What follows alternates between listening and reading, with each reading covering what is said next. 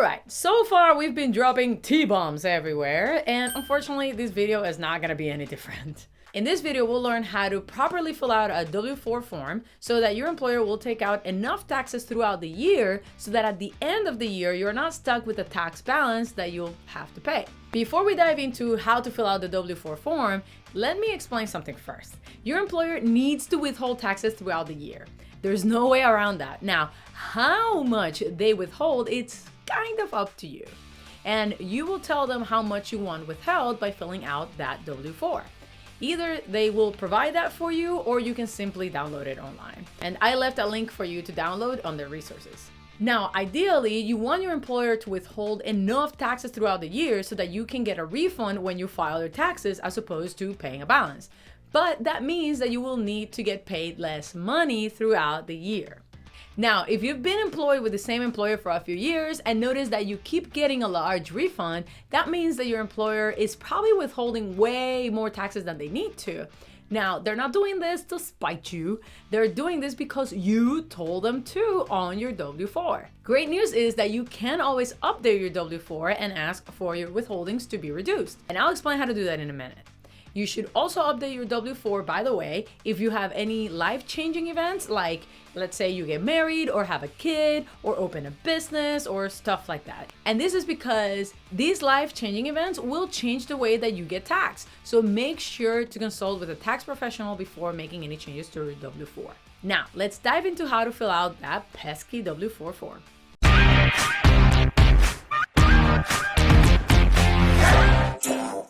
So here I present to you a W-4, which is called the Employee's Withholding Certificate, but everybody calls it a W-4. It is technically 4 pages long, but pages 2 through 4 are actually more like guidelines. This one has the general instructions and whatnot, and then this page you would only use it for your records, so you can do some math if the multiple jobs portion applies to you, or if you want to calculate your deductions and that applies to you, you will use this. Otherwise, you would only have to fill out page 1. For page 1, everyone has to fill out their first name and middle initial if they have one. You put your last name, your social security number. Please make sure you're committed to memory. You need to know your social security number for the rest of your life. Down here, you're gonna have your address. Notice how city or town, state, and zip code are in a different line. I have made that mistake more than once, so please be mindful of that.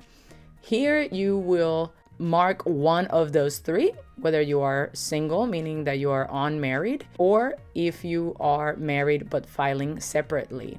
I will leave a link on the resources explaining who should file separately when they are married. That is very rare instances. Usually if you're married, you will file jointly, or you can also check this off if you're a qualifying widow or widower. I will leave a link on the resources as well explaining what a qualifying widow or widower is. The third box, you would check it off if you are unmarried and have dependents. That would qualify you as a head of household. Please consult with a professional to see if you qualify as a head of household. Now, parts 2 through 4, you will only fill out if they apply to you. Meaning, if you have multiple jobs, you will fill out step 2. If you're claiming dependents, you will fill out step 3. If you have any other adjustments, such as other sources of income like interest, dividends, retirement income, stuff like that, or like I mentioned, if you want to do extra deductions, you will fill out this part. Or if you want the IRS to withhold extra money for you, you will fill out this part. Now, if you have multiple jobs or you have a spouse that works, meaning that you're married and you both work, you will do only one of these 3 things. Do not do all 3 because you're gonna get very confused. So the first thing you can do is use the estimator, which is usually the most accurate anyway, so I would recommend you use this. But if you're kind of in a rush or don't have internet or whatever, you can do step B, or C is actually only if you have only 2 jobs. If you have 3 or more, you cannot do C. You would have to do either A or B. Now for B, what you would do is go to that page 3. I just showed you the multiple jobs worksheet. and you would fill this out, this portion right here, 1 through 4. And at the end, when you get the result here on 4, please make sure to read this very carefully, by the way. But once you get here to step 4, you will go ahead and put that on step 4C. So you're gonna go up here and you're gonna put whatever that result is, you're gonna put it here for extra withholding. For letter C, all you're gonna have to do is literally just check this off if you have 2 jobs.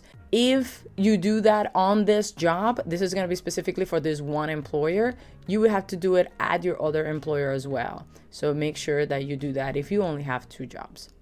Now, if you are claiming dependents, if your total income is less than $200,000 and you are single, or less than $400,000 and you are married filing jointly, what you're going to do is you're going to multiply the number of children that you have that are under 17. If they are 18 or older and they still live under your household, they do not qualify. And you will multiply here however many children you have under 17 by $2,000. So if you have 1 child, you put 2,000. If you have 2, you put 4,000, and so on and so forth. Now, if you have other people who qualify as dependents, such as a parent who is disabled or something like that, or I'm not sure if anyone over 18 that still lives under you may qualify for this. I'm not sure. Consult with a professional. Remember that I am not. So you add up these 2 and you put it right here. If you have other income that is not from jobs, you will go ahead and put it here. You add them all up, any interest, dividends, retirement income, something like that. I believe you're allowed to estimate a little bit, but the more accurate you can be, the better. And if you would like to have any deductions other than the standard deduction, you can just go ahead and fill out the deductions worksheet on page 3 again, which is the second part right here. You fill this out however this applies to you, and whatever answer you get here on step 5, you would go ahead and put it on step 4B right up here. And all you have to do is just sign it, make sure that everything is as accurate as possible, and you put in the date, and that's it. That's how you fill out the W-4. This part down here, you leave it blank because that is for your employer to fill out. Now you know how to fill out your first W-4. But remember to keep updating it as your life starts changing. If you get a second job, have kids, get married, any important life change that the IRS may be interested in, make sure to put it on your W-4. Now in the next video, I will show you a way that you can use to complement your income, and that is by acquiring passive income and or by investing your money. Now how do you do that? Well, let's find out. I'll see you there. And that is by acquiring. How do I say that word? Acquiring. Thank you. I was like, I'm missing something. Now, in the next couple of videos, I will show you a way that you can use to And say next. You keep saying neck. Oh, really? Okay. Oh, because it's next couple. Nah, never mind. Anything that that wasn't there. I know. I just made it up. Okay. You distracted crap out of me, man. All right, that's it.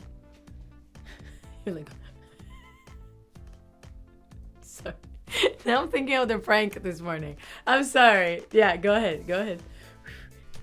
Don't look at me like that because you're going to make me laugh harder. Fix my hair.